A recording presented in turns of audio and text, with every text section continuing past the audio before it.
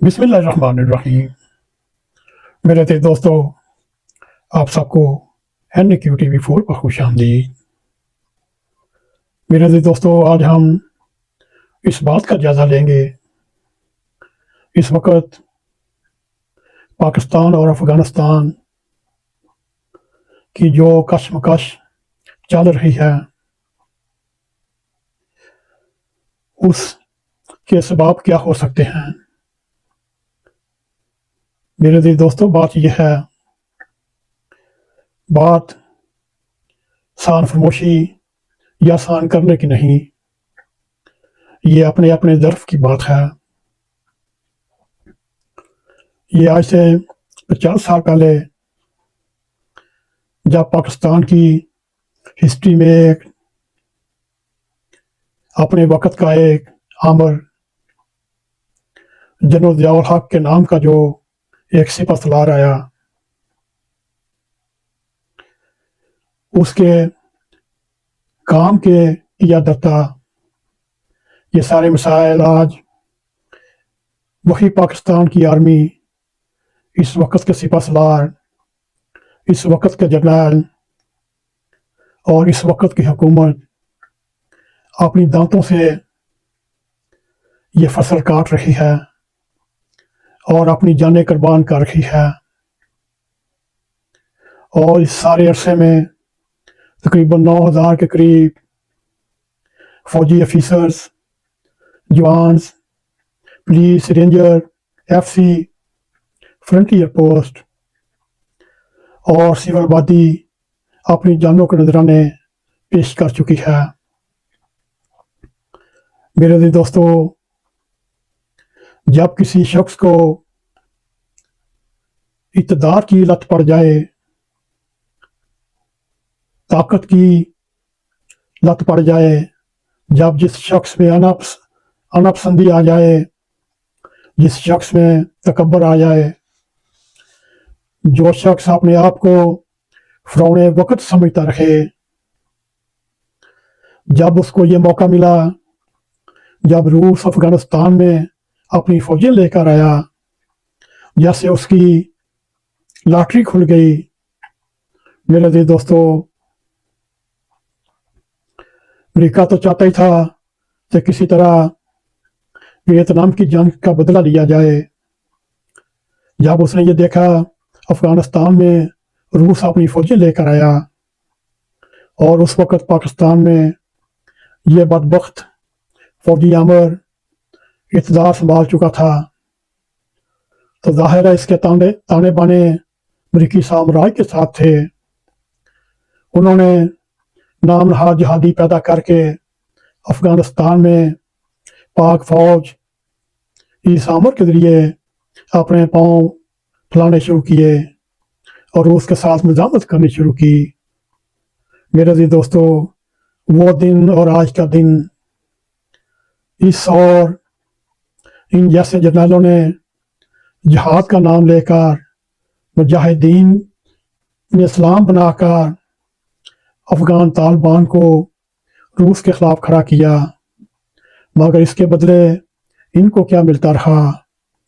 ان کو ڈالر ملتے رہے، ان کو ریال ملتے رہے، ان کو پاؤنڈ ملتے رہے،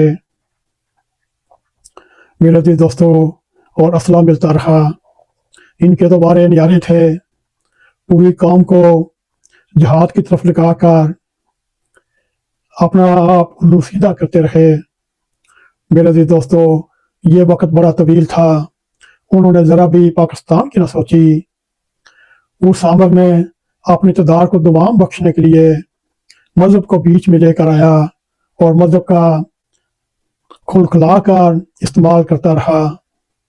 میرے عزیز دوستو، روس تو وہاں نکل گیا، امریکی سامراج بھی واپس چلا گیا، مگر پاکستان نے جو وہاں بیج پھیلائے، جو پاکستان کی دھرتی میں بیج پھیلائے، وہ انتہا پسندی، وہ مجاہدین، اور جب مجاہدین روس کی طرف سے فارغ ہوئے تو اب ان کے پاس کام کرنے کو کوئی نہیں تھا۔ انہوں نے پھر پیدا کرنے والے سائنسدانوں کے خلاف اپنی مہم شروع کی۔ ان میں افغان طالبان بھی تھے اور صرف اس وقت طریقے افغان طالبان تھے۔ میرے عزیز دوستو، پھر مشرف کا دور آیا، 9/11 ہوا، اس کے بعد پھر چل سو چل، پھر مشرف کے وارے نیارے ہوئے، پھر اس وقت بھی پھر جماعت اسلامی مجاہدین بھرتی کر کے افغانستان بھیجتی رہی۔ یہ اب مانے یا نہ مانے، یہ ایک حقیقت ہے۔ پھر میرے عزیز دوستو، انہوں نے اس عمر کی جو میں بات کر رہا ہوں، اس نے پاکستان میں مذہبی انتہا پسند جماعتیں پیدا کی، جیش محمد پیدا کی، سپاہی صحابہ پیدا کی، لشکر جنگی پیدا کی، سپاہی محمد پیدا کی، اور سب سے بڑھ کر MQM پیدا کی۔ میرے عزیز دوستو، یہ سب باتوں کا وہ جنرل عامر موجود تھا، ان کا باپ تھا۔ میرے عزیز دوستو، اس نے پاکستان کو فرقہ وارانہ فسادات میں ڈال دیا، نسلی فسادات میں ڈال دیا، جس کا خمیازہ آج پاکستان بھگت رہا ہے۔ بلوچستان سے لے کر شمالی وزیرستان، اور اگر دیکھا جائے اس میں سندھ بھی ڈال لیں، پنجاب کے بڑائی علاقے، ساؤتھ پنجاب کے اوپر والے علاقے ڈال لیں، کہیں امن نہیں۔ میرے عزیز دوستو، مگر وہ ان لوگوں کو مضبوط کر گیا، ان مذہبی جماعتوں کو مضبوط کر گیا، ان مذہبی انتہا پسند جماعتوں کو مسلح کر گیا، اور ان کو ایک پریشر گروپ بنا کر چلا گیا، جو پاکستان کی ترقی میں رکاوٹ بنے ہوئے ہیں۔ اب پاکستان کی سالمیت کو خطرہ ہے۔ اب حالات آپ کے سامنے ہیں۔ اس جنرل عامر کے دور میں پاکستان اور افغانستان کا بارڈر کہیں نظر نہیں آتا تھا۔ ایک ہی اس عامر کی خواہش تھی، انٹیلیجنس داروں کی خواہش تھی، اسٹیبلشمنٹ کی خواہش تھی، آج سے 50 سال پہلے افغانستان پاکستان کا چھٹا صوبہ ہو۔ میرے عزیز دوستو، اب یہ صورتحال ہے۔ اب وہاں سے پاکستان پر حملے کیے جا رہے ہیں۔ وجہ ان کی یہ ہے کیونکہ ان کے صورتکار بھی پاکستان میں ہیں، ان کے حمایتی بھی پاکستان میں ہیں۔ اس وقت آدھے کے قریب خیبر پختونخوا حکومت کے کنٹرول میں نہیں، نہ فوج کے کنٹرول میں ہے، وہ ان دہشت گرد تنظیموں کے کنٹرول میں ہیں۔ میرے عزیز دوستو، یہاں تک عدالتی نظام بھی لکی مروت ہو، بنو ہو، مردان ہو، یہاں سے اٹھ کر ڈیرہ اسماعیل ہاں شفٹ ہو چکا، ٹانگ وغیرہ وہاں تو کنٹرول ہی کوئی نہیں۔ میرے عزیز دوستو، اب تو افغانستان نے بھی پاکستان پر حملے کرنے شروع کر دیے۔ یہ وہ افغانستان ہے جن کے 60 لاکھ مہاجرین کو پاکستان میں پناہ دی، ان کی 3 نسلیں یہاں جوان ہوئیں۔ اب یہ ان قربانیوں کا، پاکستان کی قربانیوں کا صلہ دے رہے ہیں۔ میں ان کو سان فموشی نہیں کہوں گا، ان کو میں طوطا چشمی کہوں گا۔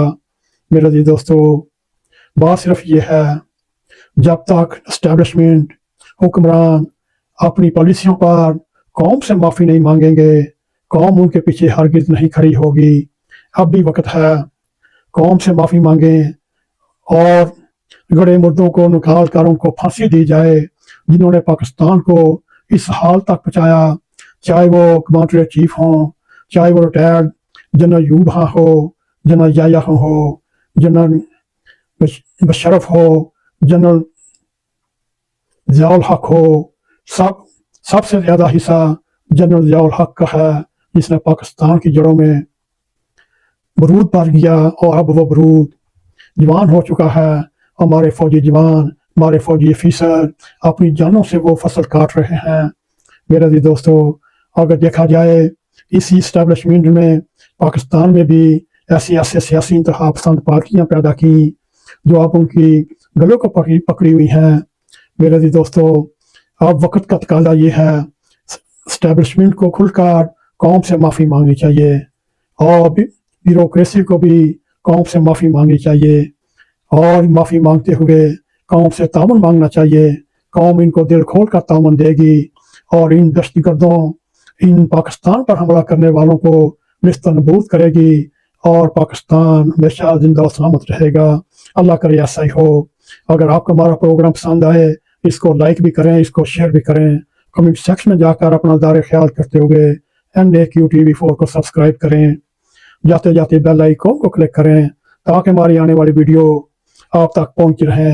इसी के साथ हमें इजाज़त दें। अस्सलाम वालेकुम व रहमतुल्लाहि व बरकातुहू।